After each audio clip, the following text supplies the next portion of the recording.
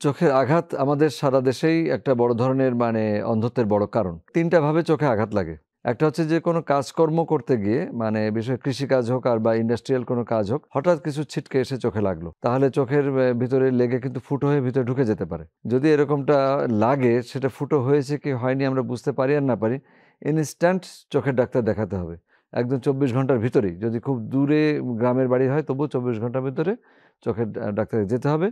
আর এর মাঝখানের সময়টুকুর জন্য চোখে যেকোনো একটা অ্যান্টিবায়োটিক ড্রপ দেওয়া যেতে পারে।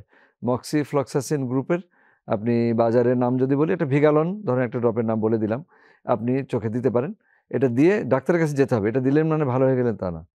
আচ্ছা, দ্বিতীয় হলো কিছু আঘাত এমন লাগলো, যেমন ক্রিকেটের বল বা টেনিস বল বা ঘুষি মারলো কেউ। চোখ ফাটেনি, কিন্তু বড় ধরনের ধাক্কা লেগেছে। এটা আমরা বলি ব্লান্ট ট্রমা। তো ভোঁতা আঘাত। কিন্তু এটাতেও চোখের ভিতরের অনেক কিছু নষ্ট হয়ে যেতে পারে। এইজন্যে সেক্ষেত্রেও আপনাকে চোখের ডাক্তারের কাছে যেতে হবে। এটা মনে করার কোনো কারণ নাই যে যাক ভিতরে তো কাটেনি, রক্ত পড়েনি, যাক মনে হয় কিছু হয়নি। ব্যাপারটা এরকম না। অনেক সময় ছোট বাচ্চারা এটা মিস করে। স্কুলে মারামারি করে, বাড়িতে এসে আর বলে না। পরে দেখা যায় চোখে ছানি পড়ে গেছে, গ্লোকোমা হয়ে গেছে। তারপরে আশেপাশের মানুষ দেখতে পেল, তখন বলছে যে, "কি হয়েছে ওর চোখে?" এইজন্যে তাদেরকেও সাহস দিতে হবে যে যদি কখনো কোনো আঘাত লাগে অবশ্যই যেন বাড়িতে এসে বলে, এবং সেক্ষেত্রেও চোখের ডাক্তারের কাছে যেতে হবে। আঘাতের মাত্রা বুঝে আমাদের পরবর্তী ট্রিটমেন্টের ব্যবস্থা নিতে হবে।